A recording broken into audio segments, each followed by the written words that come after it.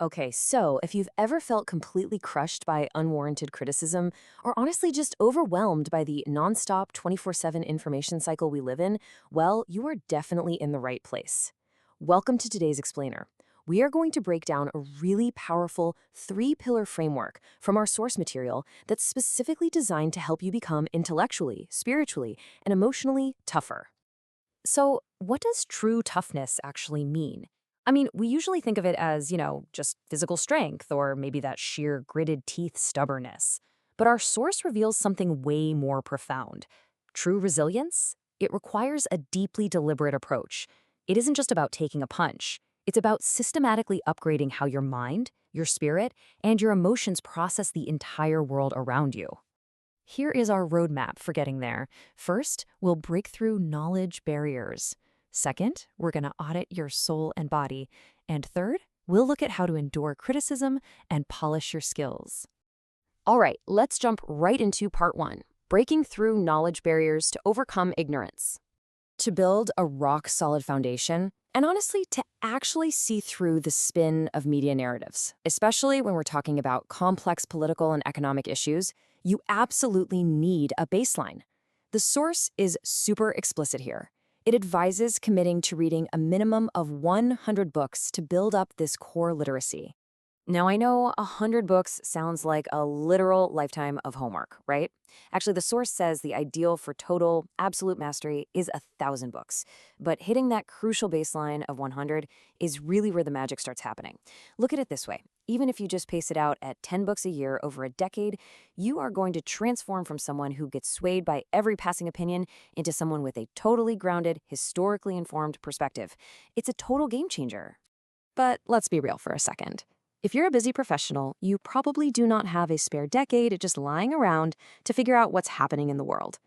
Thankfully, the source offers a pretty brilliant shortcut for this, and it's called ear learning. Here's how it works.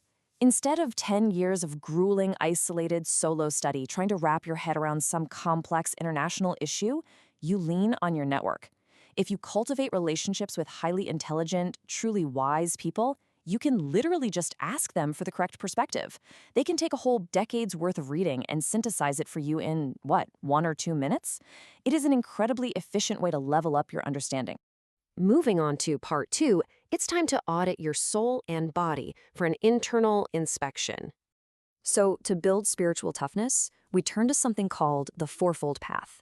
Basically, this means objectively inspecting your soul through four distinct lenses: love, wisdom, reflection, and progress.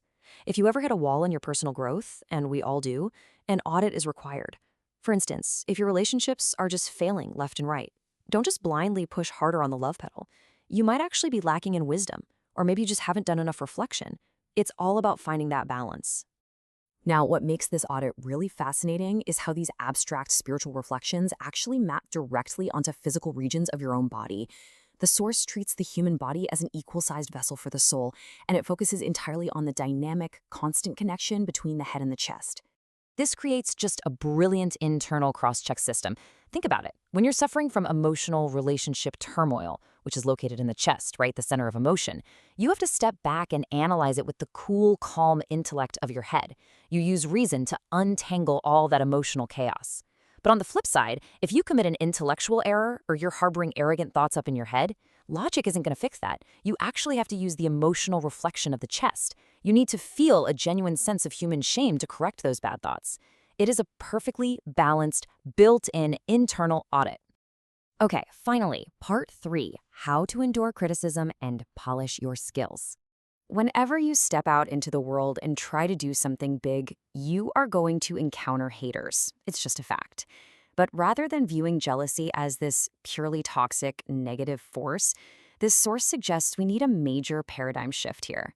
When someone is fiercely jealous of you, they're actually serving a vital societal function. They act as a sort of counterweight.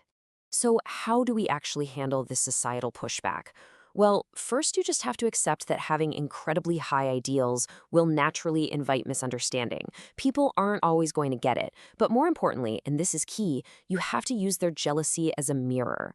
A lot of times other people's criticism is just the universe's way of suppressing our own excessive desire for self-display. So instead of immediately lashing out or getting defensive, use it. Use it as a cue to check your own ego and your own overconfidence.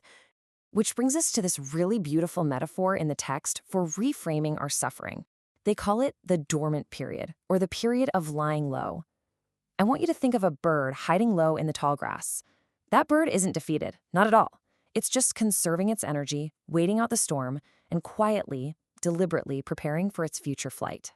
As the source explicitly states, in the dormant period, accept criticism quietly and polish your skills. I love that. During this really painful phase, true emotional toughness isn't about destroying your critics or trying to win petty internet arguments. It's about quietly absorbing the impact, holding fiercely onto your ideals, and relentlessly polishing your sword for the exact moment it is time to strike. To bring this all together, becoming a tougher version of yourself is literally never just an accident of genetics. It's deliberate, relentless preparation. It requires actively gathering deep knowledge to combat your own political and economic ignorance, continuously auditing your spirit to keep everything in balance, and then patiently, quietly honing your skills in the shadows while enduring the misunderstandings of the world. So, as you step back into your own life today and inevitably face your critics, you have to ask yourself, which of these three pillars is crumbling the most right now? Are you relying on passing opinions instead of doing the deep reading? Is your soul out of balance between your head and your chest? Or are you maybe wasting all your energy fighting critics instead of just polishing your skills in the shadows? The choice to build your armor starts right now. Which one will you choose?